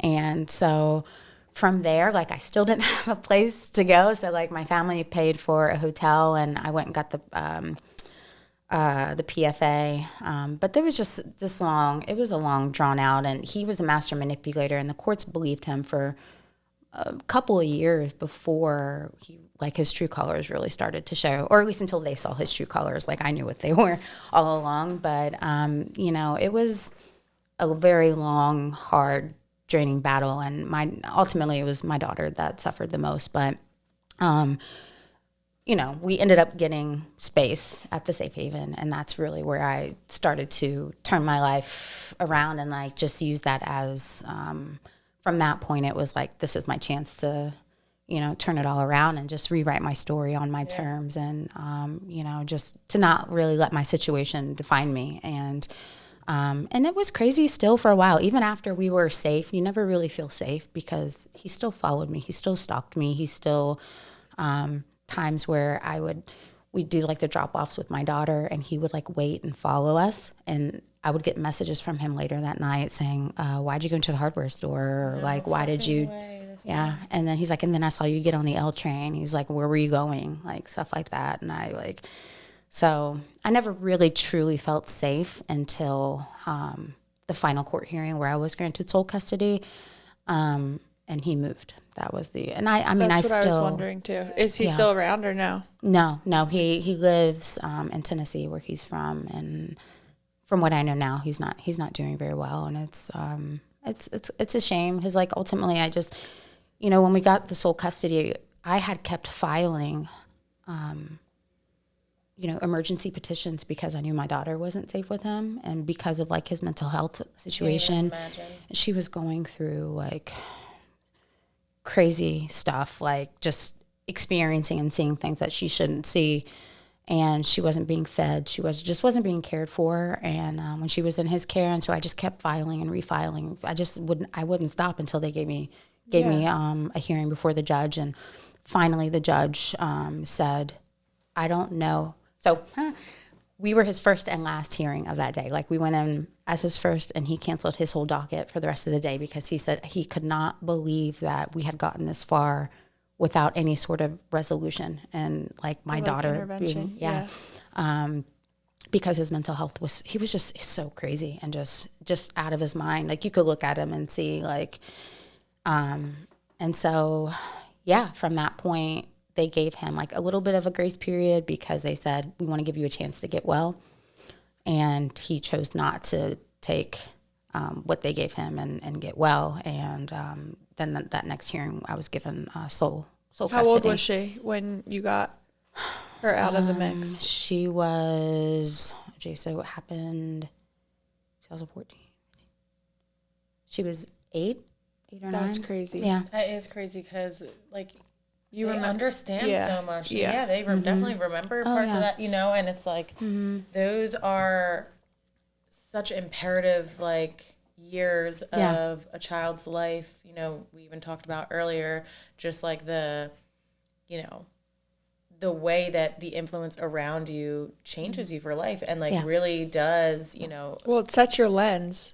Yeah. it like makes that you view the world through. Yeah. Correct. And the way that you view yourself through. And, you know, I can't even imagine, you know, you having gone through that and having no choice but to send her back there. And, you know, like I can't, but that just like your story is, you know, really touching and inspiring for people to be like, you know, persistence is everything, you know, because people, I mean, I'm sure in that situation could get, you know, really just fed up with the court system and the way that things work and be like, there's nothing I can, there's always Like something give I your can power do, away. you know? And, you know, and that's another thing too, is they call it litigation abuse, where abusers will drag Yep. them through because they know they can only. Yeah, their so lawyers they will can't be like, afford we have it, to push or- court, and then it's like you're just kicking a And can down ultimately- a field that doesn't end. Yeah, so you're right when you say that, and it's pretty terrible. I don't know what it was in me that made me just like, because I was painted as the poor, like Black single mom living in like, you know, a shelter for women and children, and I was seen that way. I could feel that I was seen that way, and then it was just, you know, he comes from a family that, you know, they have a lot of money. They could always get the best lawyers. But, I mean, I always felt confident having women against abuse in my corner. And yourself. Like, you have to be your biggest advocate always. Like, you know, just the fact that you didn't care how anybody else saw you, that you knew at the end of the day, like, who you were as a person, as a mother, you know. And, again, at the end of the day, like, a true fighter to really be able to, you know, persist through those hard times and come out on the other end like a better person for yourself, for your daughter, and everybody else in your life, you know? Do you feel like, amazing. You're welcome. so your mother's the one that pushed you to leave. Was she still in the relationship with your father when she pushed you to leave? oh, no, they divorced. Oh, geez, I must have been in like 9th grade or something like that, 9th or 10th grade. So, yeah. So when you first left, I'm guessing your daughter maybe asked where her dad was? Not really, no. Because when we initially like got on the train and left, it was really just by like what my mom said, would just come down, like get out of like what you're in and like just breathe. Yeah, like breathe, take the week to the breathe. boiling water off the stove. Yes, take and this week to just- breathe. You guys go to the wedding and then like deal with your shit when you get home and like make a decision. So were you supposed to meet him out there? He was supposed to come to, it was his best friend's wedding. He never showed up. You went. I didn't go to the wedding, okay. but I was She went in to the go see her same family. city. Right. Yeah. Okay. Does she ever talk to him now? No. She ever ask about him? Not really.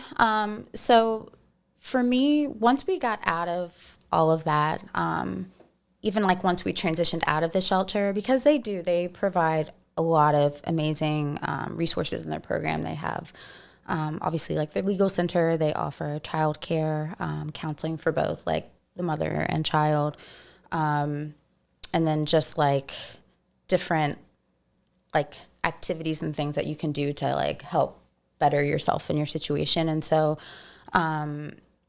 once we got out of that and into like our new place, like I could just still sense like something, even though she was getting counseling there, I just felt like she still wasn't really getting what she needed, that maybe she needed something more like trauma informed. Yeah. Just something a little deeper. And so her pediatrician recommended a therapist for us. And so she went to like a trauma based therapy program. And that was like, I think the best thing I could have ever done for her, because originally it was for her, but then over time her therapist would bring me in and created sort of like this safe space for us, because I knew when she was with her dad, he would interrogate her a lot. So I don't want to be like that. And I know he was always bad mouthing me. And I was just like, let me just be the opposite of that for her, because I knew that there would come a day, regardless, that she would have an opinion about her dad. And I didn't want to have any influence over that. So, and I didn't want to feel like I said, coming off like I was interrogating her. So I felt like the therapy was really great. So when we did come together in those safe spaces, it was just like a really special thing, because I felt like it was really reconnecting us in a way, even though we were already like super bonded from like all the shit we'd gone through. It was just like a deeper, like more loving connection. I felt like she was just opening up like herself to me again. And just because they say too that the kids will still protect the abuser. They'll protect the person that Yeah. put them through things.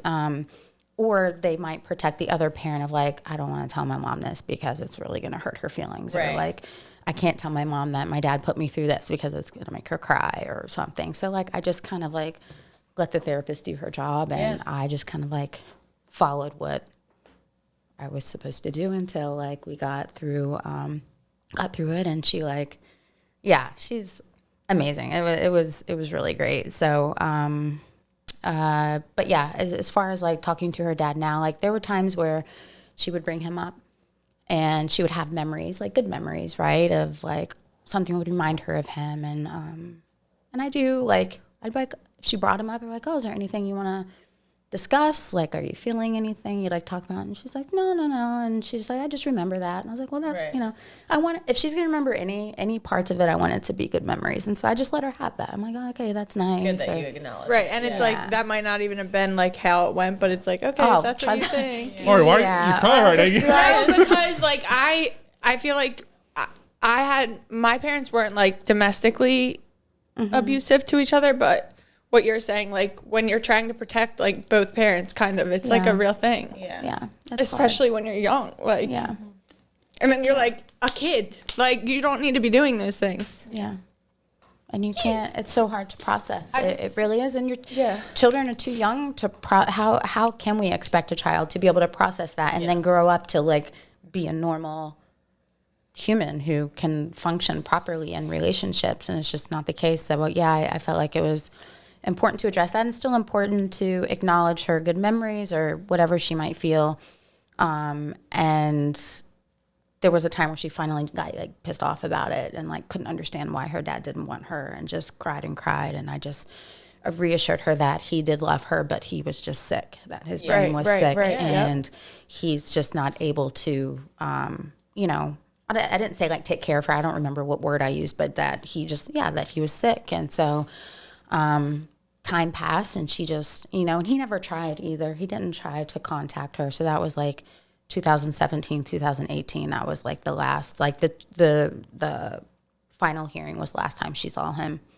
So it's been a long time. She got to a point where she was like so done with like that side of the family, because she thought that, and I thought so too, that his side of the family, we had no support from them. I never got a call from anybody, and I'm just like, how are they not trying to help like or reach read out? the room? Like, but I assumed that they weren't, because they were supporting him and like on his side, so to speak. And so I was afraid. And but it turned out I actually spoke to his sister, well, a few years ago, when she called and said that he had, he's started doing drugs. He's like bad off on drugs now. He's homeless.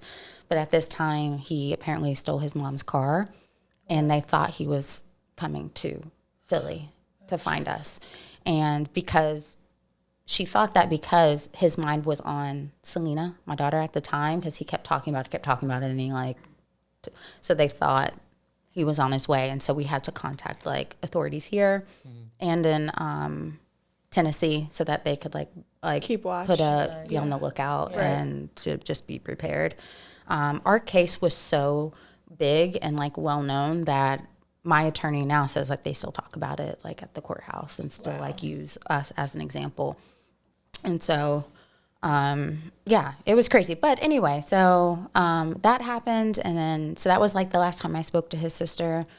And then she recently reached out to me and you know, kind of had some sad news that they don't think he's really gonna make it too much longer. I mean, he was diagnosed with like schizophrenia and psychosis and just like so many things.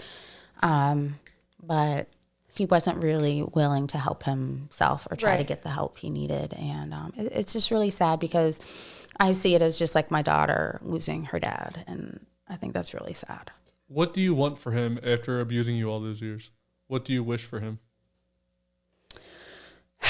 You know, I don't carry any hate in my heart. I don't carry any of it, to be honest. Like, the work that I do is really, how do I say this? It's important for me because, like I said in the beginning, I don't want other people to have to go through it blindly like I did, which was a really scary thing. But what I want from him, I don't want anything. I don't mean like for you. I mean, what do you want for him in his life? Like as a person. As a person, what do you want for him? Do you want him to just leave you alone and never exist again? Do you want him to get better? Do you want him to just die? Both. There was a point where I was angry, and I was like, when it just wouldn't stop, I was like, I wish he would just die already, because it was, you know, the nightmares, just like all the things, like, it's scary. You wake up and you think like, every day. you think he's outside trying to get in, like any noise, you think like, You're being watched. Yeah, that's terrifying. Mm-hmm. So especially by someone who like claims to love you. It's like a whole nother, like, it's like, wait, what? You want to talk about like gaslighting? right. Oh yeah. Like, this is not how you treat something that you love. Right. And I don't think he ever did. I think it's just more of like a possession, like controlling type thing. He was just, but well, yeah, what I want for him, there was a point a few years ago, I'm just like, I want, please just die, because I wanted it to end. But now I'm just kind of like, you know, I want him to just be well and like try to live a normal life. But I think he's too far gone for that. I think he's beyond, I don't think anybody's beyond getting help, but you have to want the help Yourself, yeah. and he doesn't want the help. And I think he's fading, and it's a really sad thing. Like I spoke to his sister for, you know, a couple hours recently, and, I learned that all these things about him, but I also learned that they didn't know what was going on, and that he would just call them and tell them like, I need money for this, or like, she's doing this. So they were just kind of going off of like what he was saying, but they were also afraid of him. Right. And a lot of like the help he got was just out of fear on their end. Well, yeah. So, And it's like, yeah. if they have money, they can just be like, here. And it just is like at arm's distance, and it's fine. But really, no one's dealing with it. Because it then just goes away. Yeah, it's just sweeping it under the rug, like. Yeah, but people are like, oh, you must be so happy, like you won, you or like, oh, I don't see it that way. Yeah, because you're like looking at losses in other ways too. It's like not anything to even like look at through that lens of a win or a loss. It's just like, it is what it is. Well, because also too, like, you're thinking about your daughter, like, and you know, just what you said about like the possibility of him not doing well, like she's losing a father, like that's still that's like, a loss. Yeah, you like know, helped make her and bring her into this world. So like that's not, I'm sure, like a great thought to be like, oh, like, you know, he's not here anymore, and you know, for your daughter again, it. Regardless of whether or not he's involved in her life or not, it would still be upsetting. Yeah, so like at the end of the day, you know, the fact that you would only kind of wish him well, like for himself, is beautiful. Yeah. Yeah, totally. I mean, it's, like I said, it's just really sad. And it does nothing for me to be like, fuck this guy, like, whatever. Like, I get nothing out of that. Yeah. So, you know, and that was like a big thing I learned. I forgave him a long time ago, even when I was like living in the safe haven. Granted, there were still moments, obviously, like you get angry and you're like, the pain is still very much alive, and it's, you know, it's hard, but I realized I had to forgive him and just kind of like let go of everything that I was carrying, like regarding him. So just like all the, you know, the anger regarding him, I was like, as long as I'm still holding on to that and being like this, like sad, weak person that he wanted me to be, I was like, he still has control of me. So I was like, I have to forgive him, even like I forgave him for me. And so that was get more closure. The that's best thing. in your video. You said I forgave him and let it go. Yeah. Like put it down. Yeah. And I was like, exactly. It's like that's, you're just watering a dead plant. It's like, for what? Yeah. Yeah. But I think if I didn't do that, I just would be like, maybe still gotten through, you know, and come out on the other side fine, but I would still be carrying that, and I wanted to break that cycle as well, like, you know, for my daughter, for myself. You're a whole new person without that, you know? Yeah. Amazing. So, thank you. So are you looking for a new father for your daughter? What? Yo, he is so wild. I'm not asking for me. I'm asking for Robbie behind the Obviously camera. not for either of you, but what, she doesn't care about that. And like, Have you dated seriously though since Oh then? yeah, you know, and I thought I did. I thought, because I was still kind of stuck in this sort of creating a family like unit for my daughter, thinking like we needed that. right.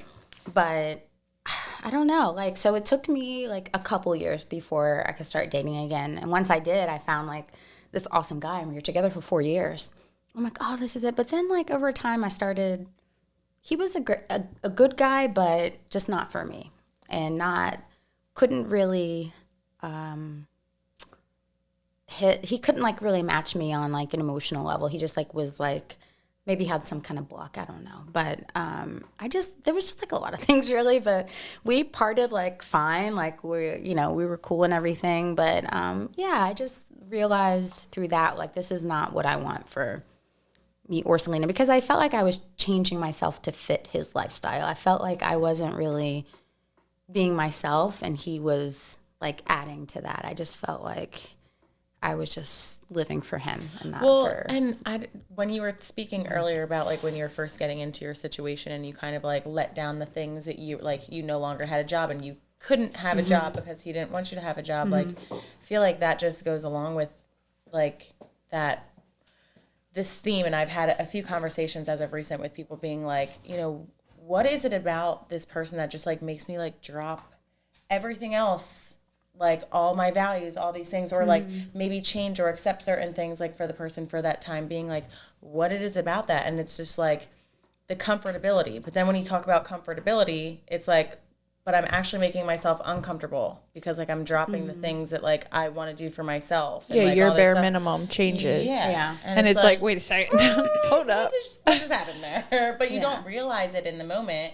And I feel like, sometimes just as far as like being a person who's like very open, like, there's really nothing for me that's like closed off with my friends, my family.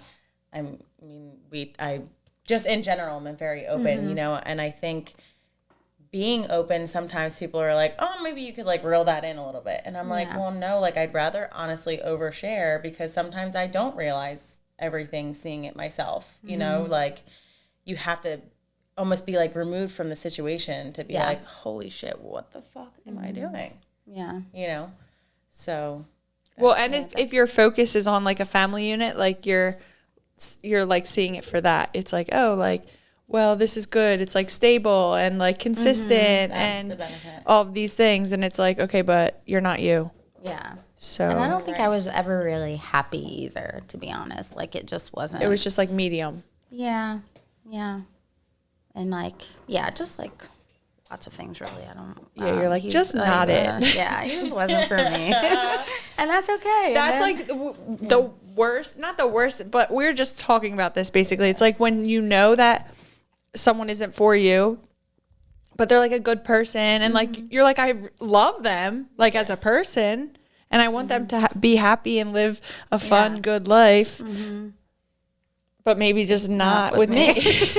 Or maybe not all the way with me the way that they want. Correct, because I think part of that reason, and I know I struggle with this a lot, is because like I'm like, I have so much love and care for this person, but like I just don't see it. I don't know, whether it's romantically, whether they're not on like my same level of emotional intelligence, like you were saying, it could be so many different things. But then to your point, like you don't do anything about it. But because part of you is like, oh, well, like girls all the time, I wish we could just be friends. Like, and it's like, well, some guys are going to be like, hell no. Like, I don't want to have anything to fucking do with you. And you're like, well, I care and love about you so much. Like, I don't want you out of my life. Well, you just have to take the L. Like, you just have, sometimes you just got to do it. Sometimes you just got to do it. So are you not looking for, like, is there a certain guy you are looking for, or you just don't want anyone at all? I don't want anyone at all. I mean, to be honest. Cold-blooded. Yeah. Well, no, it's just because I know what I have to offer, and I'm not willing to budge on that at all anymore. And that stemmed from not my ex of 4 years, but soon after him, I started dating this other guy who I'm like we fell in love fast. Like, he was just, I thought, too good to be true. And he was. Turns out I was right. He was just like, if you saw this guy, you would be like, he's good looking. He's got his shit together. He's got his own life. And that was a big thing for me too. Like, I don't want somebody underneath me all the time. Like, you have your life, I have mine. Like, then whatever. Yes. We come together and Then there's a it's fine. third life. Yeah, But that the we one share. life and the two life Yeah. need to exist. Yes. What was Not his uh-oh? depending on each other. Correct. What was his uh-oh? You said he seemed perfect. What was his uh-oh? Big O. Well, how much more time do we have? He, and I'm not really, only like really my close friends and family know this, but I'm like, okay, well, be careful because we are on a podcast. Well, yeah. And Justin likes tea, but I'm protector. well, I won't say names, obviously. Yeah, no names. Give him a nickname. Or He whatever. ended up living like a dark, like double life. Like he was a serial cheater, sex addiction, porn addiction, all the things. And it just shattered my heart because, I mean, we were talking about, you know, possibly getting engaged. There were talks of him adopting my daughter. How He did was you find this halfway out? moving into my house when I found out all the things. It How was do you just- find it? Yeah, how'd you find this out? Okay, so we were. Hold on. First, Maura just said, I want Justin No, wants the because tea. I want to know how she Justin figured over it here out. wants the tea. I was not going to ask a follow-up question. It's okay. Maura! Well, because Maura asked for the tea, but go on. with my ex, I found a crazy double life she's too, got and I was wild like, bro, what? Like, this Yeah. is crazy. But and what got me was that at least with my other relationships, I knew what kind of people they were. It was just like a matter of how am I going to end this or get Right, out right, of this eventually. So yeah, it was just like a total just betrayal. I had never felt pain like that ever in my life. And so anyway, I found out we were down the shore and we had gone out that night. And I fell asleep first. We were on the couch and woke up, and he was passed out, but he had his finger on his phone. But by that time, I'm not the type of person that needs to see your shit. Like, I don't need passwords. I don't operate that way.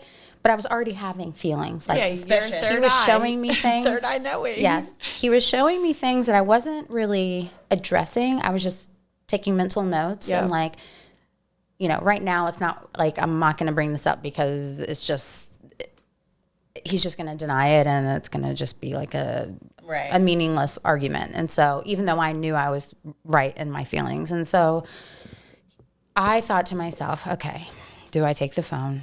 Do I prove myself? I wanted to prove myself wrong because I don't want to believe that he was capable of hurting me that way. And I thought maybe the feelings I was having could have been because of like my past. Maybe I'm just having these like weird things. Yep. And so I take the phone and I started, it took me, so I opened up his Instagram. I wasn't aware that he was on like Snapchat and all the other things. So I started scrolling through like his messages and it took me probably, I don't know, 3 good scrolls to finally see somebody that he actually knows, like a normal person. It was just all like porn stars, just like random girls. And then I just happened to see a girl and I'm like, let me just see what that conversation is. And it was them, you know, pictures, videos, back and forth, like, and then I see the conversation shift to, that was so good, we should do it again. And I was like, what the fuck does that mean? So I'm like, I'm reading. Yeah, and that was like how I found out with the first one. But there were more than just one girl. Of course. And I woke him up and, you know, confronted him. He denied it. So then I started reading because I took my phone, took screenshots. And so I was reading to him. But ultimately that ended up in us. I thought it was just like a once, like, you know, we hadn't been dating that long, but everything was happening so quickly. So I'm like, well, maybe this was his lifestyle and he's trying to like, but it didn't look like he was trying to stop. Like, it was just like on a daily basis, like. What were his DMs, the porn stars? Were they going back and forth, or was it just him saying, I love you? Yeah, like him trying to like start these conversations. Like some would like send Like him reaching. pictures. Yeah, reaching, crazy reaching. Yeah. Like and I'm like, stretch dude, you first. look, it's like, Yeah. it's kind of, when I see it as a big picture and like realize the shit that's like going on with him, it's kind of like pathetic, really. But anyway, I ended up kind of trying to forgive him. We went to therapy, all the things, which was like his idea. So through therapy, that was going on for about 6 weeks. We were doing therapy together, and then I was doing therapy on my own, and he was supposed to also do therapy on his own, but he always had a reason for why he couldn't. because our therapist, which I didn't know when I chose her, that she specialized in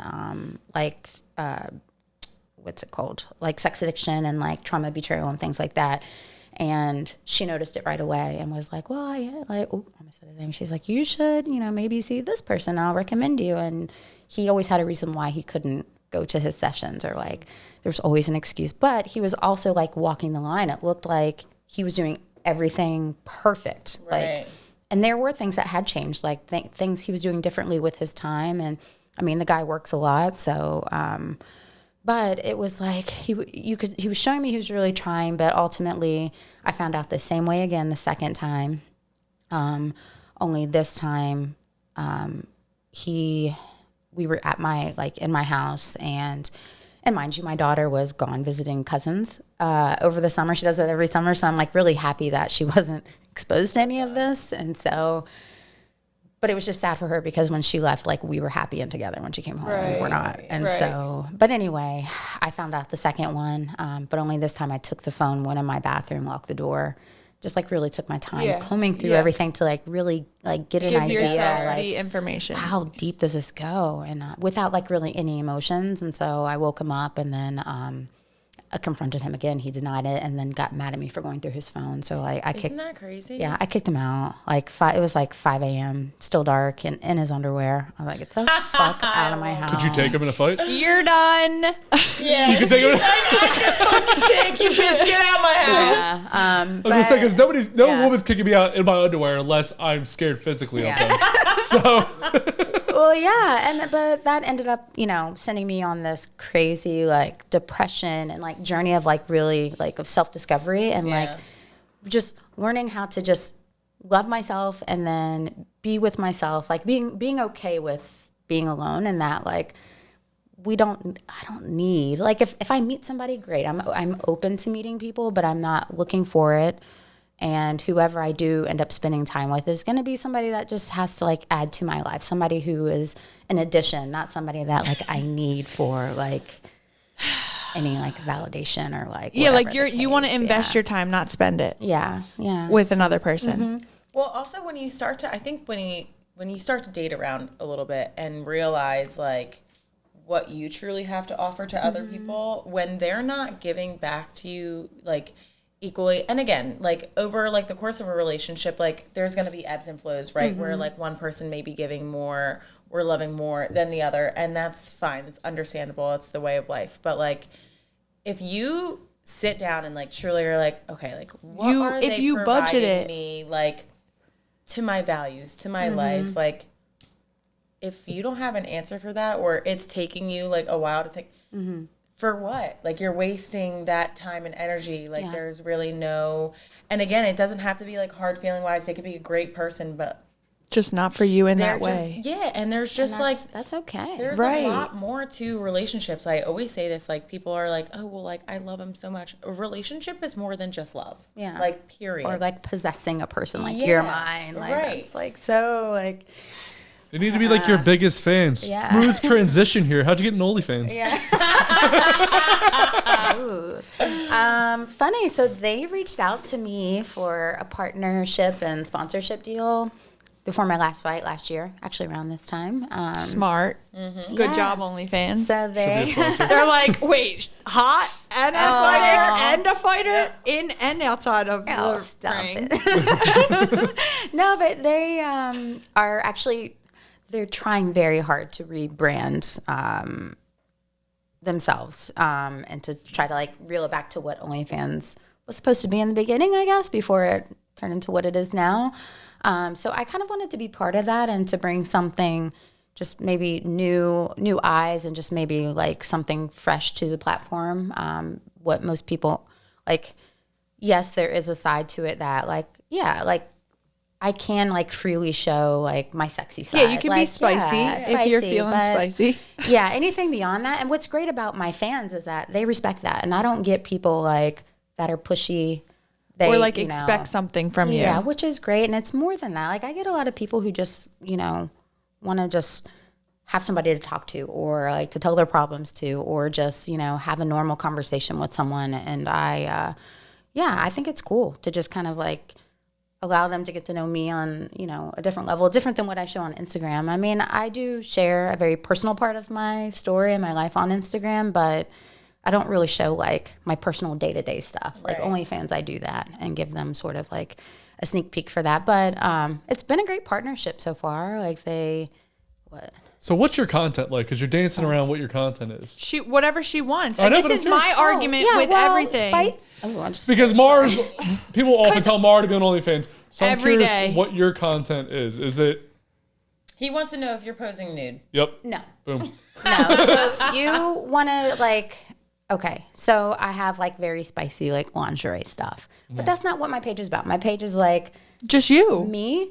And then I have like once in a while I'll show that. Well, you're a woman. Obviously, you're going to show that. Like, it's part of us. Like, why is that a bad thing? I'm trying to push it. No, So I Maura know. understands that she could do it too. She doesn't have to get nude. I'm not trying yeah. to. I don't want to tell everyone to look at Jamie nude. I don't want to see anyone nude besides my girlfriend. I love her very much. I'm just trying to say, because this is a constant thing that's on the show where people are Yeah. like, just do OnlyFans, which I tell her, I'm like, you don't have to get naked. I don't want to see Mara No, naked for any I mean, reason.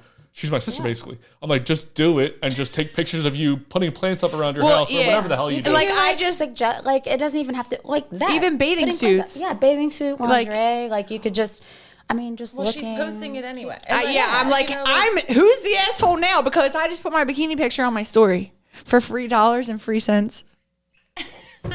Yeah, I but could if have made, like, people- I think $5 People maybe. get excited and pay for something like that because they're getting something special or different that they're not going to get anywhere else. Well, and it's like oh, I can access. see this. Yeah, it's like, oh, I get this.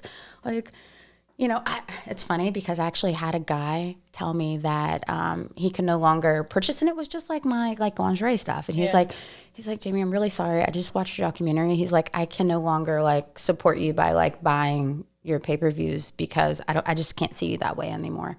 I was like, I respect that. That was like a first for me. But I mean, I respect it. Yeah. But I mean, he's still very much like around. Like we still talk. And Isn't like, it funny he's when cool, but, guys give like- you like weird compliments like that? Yeah. Yeah. Like when I It was was so younger, weird. I used to like always right. like sexy snap this one kid, and he would like screenshot it. Whatever. he had like all these like spicy ass pictures of me, and the one day he's like, "Dude, I had to delete like the folder of pictures of you Yeah. because I think you're gonna get famous, and I don't want to have them if that happens." I'm Yeah. like, that is the nicest That's the compliment best ever. That's nice. It's yeah. a double compliment. I feel though, like, good. isn't a big part of OnlyFans, like, I've heard people who have it talk about it a lot, where, like, the biggest thing is really, like, the communication with the people. Mm-hmm. Like, It's like a line. You having, this girl I know, like, had somebody managing her communication, but I was like, well, but then doesn't that, like, take away from, like, your personal touch with them kind of thing? You know, like, don't they know that that's not actually you talking back, you know? So I guess... I mean, obviously, No, there's people some don't people know. who like fucking blow the hell up and like. Well, that's what I'm make saying. stuff Their with it. intention Yeah. is probably different. Like her intention Yeah. is to show the opposite side of Right. OnlyFans. I Like, love oh, like you're valuing connection rather Yeah. than like Yeah. showing off or just like yeah, being like something to essentially. be consumed. Like you are looking to connect rather Yeah. than be consumed. Yeah. Whereas Yeah, a lot of exactly. girls like who do have someone who manages it, it's like they want to be consumed rather than connect, you know? Yeah. So I've seen that, and I've had so many agencies reach out to me. They're like, oh, we can help you get to these numbers, and it's really not that about like the money for me. Like I do well for like what I offer, and I'm okay with that. Like I'm sure I could be making a lot of money if I were to offer what a lot of these girls are offering, and more power to them. It's just not who I am. But it's like, yeah, that whole, I've had like people reach out to me saying like, they've asked me like, is this really you? I'm like, well, yeah, like, what do you mean? But that's how I learned about like, people actually really did do that. And there are some other girls that I follow that have like people managing their stuff. So sometimes I get like these, like, I guess from like mass inbox messages where I'm just like, that's kind of weird to say. But okay. Like, all right. Do you have like a most popular picture on there? I'm sure I do, but I wouldn't know what it is. I don't know how to. How much is the most you've ever made off of like a day of OnlyFans or? A Single day? I don't know, but I mean, I kind of like go by my months. I check my months. So like a good month for me would be like, I don't know, like 4,000. Okay. On OnlyFans? And that's not even Maura, that's nothing. And that's not the even fuck out there and go offense. plant some Not pictures. to say that's nothing, No, I because know. that's a lot. I know, Yeah. but not some. I know. There's so- this one girl in Philly, and she literally is a comedian, and she wears Phillies jerseys, Flyers jerseys, Eagles jerseys, whatever the vibe is for the day, and she just like shoots the shit. Like she doesn't even take like crazy. She's legit just like Probably looks like a big tee and underwear on her. yes, Something like that. and she has like 20K months. Yeah. For, 20K. for Some- research yeah. purposes, who is this woman? If you want to have her on the show, just say the word and we can. Word.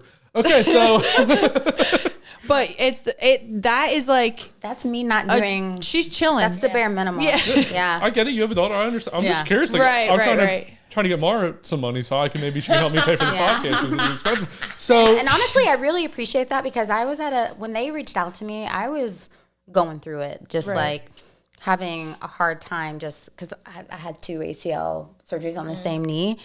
And my second one was back in 2021. And I like had, because of the way my knee tore, I tore my meniscus as well. So when my meniscus tore, my knee joint was locked in place. So it was like really painful. So it was like 2 weeks I was bedridden. So I couldn't train my clients. Like I couldn't work. I couldn't do anything. So I like, and you're a free agent basically. Yeah. Like yeah. And then I like drained all my savings because I couldn't fucking do anything. And then I had surgery. So that was like more time off. And I was having a really hard time. And so like when they reached out to me, that was like a big turning point because it was like, oh, like I can actually have like something coming in. But yeah, it helped me a lot to like, and then they, you know, with like the sponsorships and stuff too, that was, yeah, awesome. you said you're flying somewhere for work tomorrow. You don't have to say specifically what your job is. Do you have a 9 to 5 or are you flying for OnlyFans? Neither. Fighting? You're she's a gonna multifaceted woman. I'm just kidding. I am Lots of avenues. So I Or did you just actually- lie about that? No, I'm You're flying. under oath. No, my daughter's coming with me. We're flying to Dallas. So I also work with a stem cell company who happened to sponsor me. But I've, over time, I started I'm now like partnered with them and help on like the sales referral side of things. And so I'm flying out to Dallas tomorrow with them. And we'll be filming for 2 days of like this, like broadcasting about stem cells. There'll be like an educational side of it, but then there'll also be, I'm helping them host it. So we'll have like other athletes there and people who have gotten stem cells from the company and like how it's impacted them. And they're going to is share their sick. I wanna stories and know stuff. more So about that. Ooh. I'm That sounds excited. interesting. Yeah. So, Carrie, you got a question? Marisa, Carrie. Here with it. Maura, we're coming for a moment after the Carrie question. Okay. Do you have Well, one? Justin, you used most of my questions during the podcast. I didn't. There was one that I You're left. such a good co-host. I agree. any Do of you know that what it's like co-hosting with Bar? I It's like agree. pulling fucking teeth. I'm like every week I go to Bar. I'm like, I'll give Maura a Maura moment where she can talk about whatever she wants. Find your voice. Be a butterfly. Fly away. Flap flap your wings. And she goes, don't have it. I have it. You just don't like them sometimes. Go ahead. Maura moment. You go first. Yesterday, I found about $200 worth of plants for free. And I'm convinced it's Marijuana? because, no, house plants. I'm a big house plant girly. And I was going to, whenever I'm unwell, I will retail therapy my way out of it. But I usually stay at the dollar store or like Five Below or a plant store because I'm like, okay, I can really pop off, but like keep it low budget also. Yeah.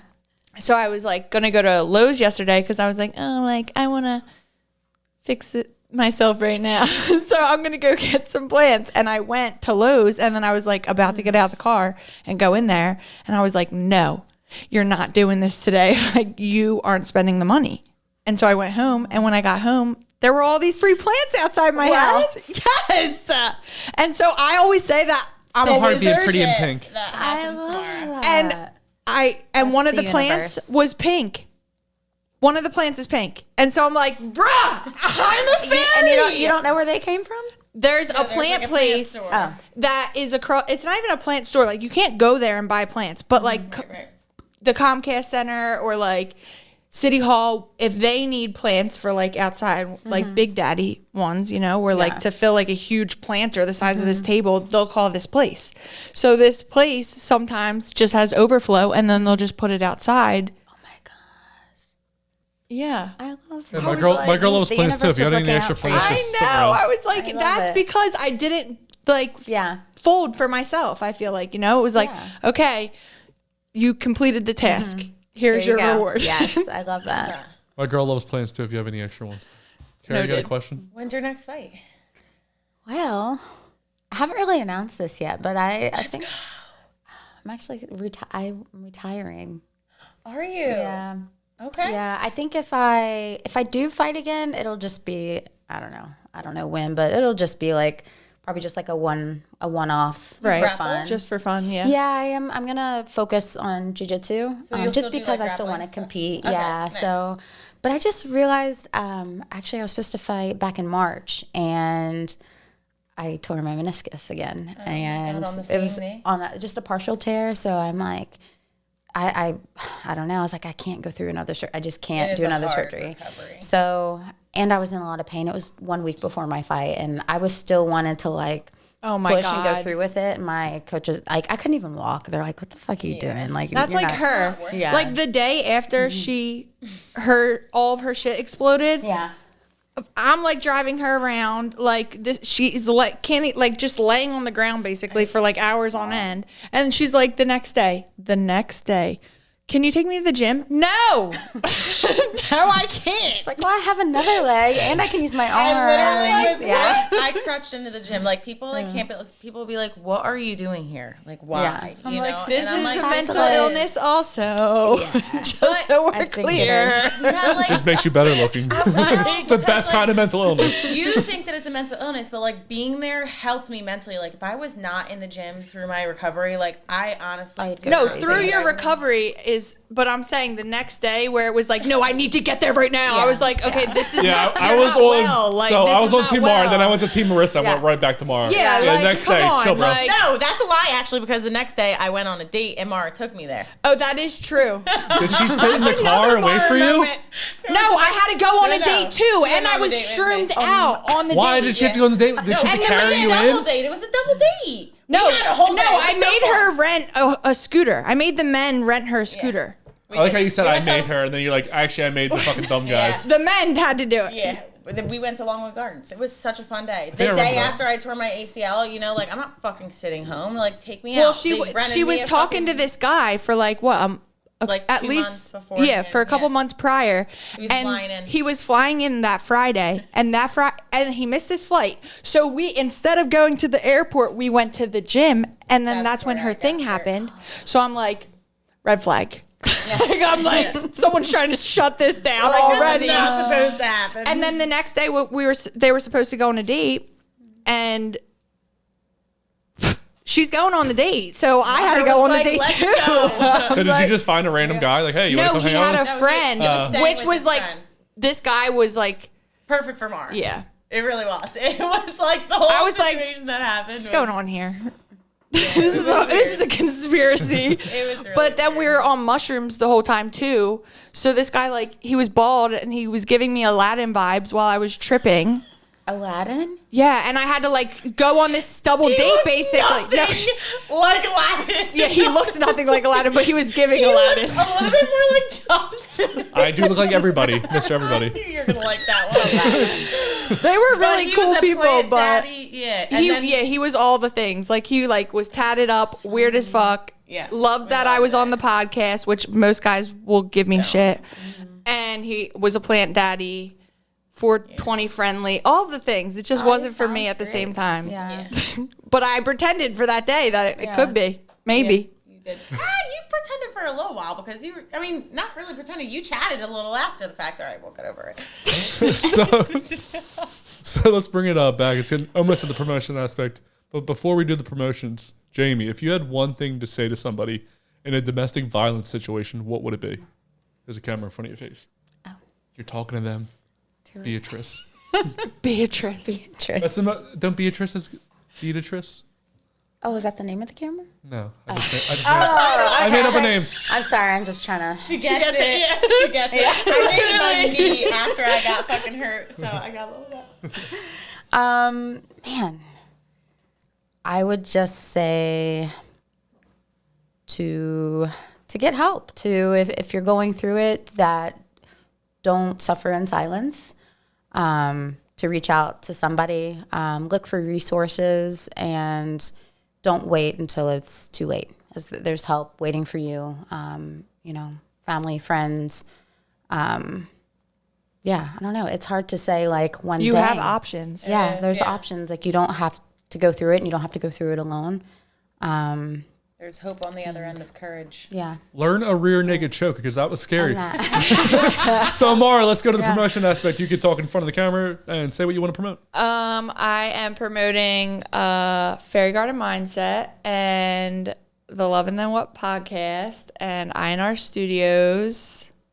And You look like a kid who's like in trouble right now. I do this too. I'm like, and everyone at the table. And I love you. Yeah, and love. Thank you. Marisa, what do you got? Promoting me and NFN lending. If you ever are looking to buy a house, hit me up. Jamie? Oh, I didn't know I was promoting. Well, you Yourself. You can promote yourself. You can promote. Promoting stem Okay, cells. I'll promote Options. myself. Women Against Abuse. So Women Against Abuse is a nonprofit here in Philadelphia. It's a domestic violence service provider. You know, I would say they offer a 24-hour hotline that you can call, and there's an advocate on the other end. So if you're in a situation or somebody you know, the hotline is a great resource to start with. I'm also promoting stem cells. So since I'm going tomorrow with New Hope Regeneration, so check them out if you're interested in stem cells. Have you used them yourself? I have, yeah. Is that why you look so young? Probably part I of knew it. there was some science bullshit. There wasn't. part of It it. wasn't the moon in the sky that made her she this way. definitely has the moon in the sky on her side. for Thank sure. you. No, I mean, it healed me. Did you look at your boobs and go, you know, just Her being, her whole existence. She's like, My stem knees cells. good. They did their job. But I mean, honestly, I think it's just like being active and just being healthy and taking care of yourself is how I don't know. And I never really carried on a skincare routine until kind of recently. So I think it's like starting to show. We need to be showing. Yeah, it's showing. The skin is skinning. Yeah, literally. Thank you. Well, I want to thank Maura for coming out. Check out Fairy Garden Mindset. She has shirts, clothes, mindset coaching. Check out Marisa if you want money for a house and you don't have it, because I know I don't. Call Marisa at Justin. What? Shh, stop saying that. That I That you don't. don't have money right now. I don't have money right now. Obviously, I mean right now. I don't mean tomorrow. I can win the lottery if I That's play. what I'm saying. But I'm just saying. You have $0 in your bank account right now? No. I have some money. Period. Thank you. Get him. I would like to thank Jamie for rear naked choking the fuck out of me. If you want to. I can't Do we wait need a for that replay? playback. Do we need to see it again? Yes. All right, let's go. I started like twitching. All right, when this cameras go off, she's going to beat me up again. So thank you all again. Check out INR Studios. Check out Love and the Well podcast. That's what you're watching. And thank you. Subscribe, like, whatever. Share. Let's beat me up.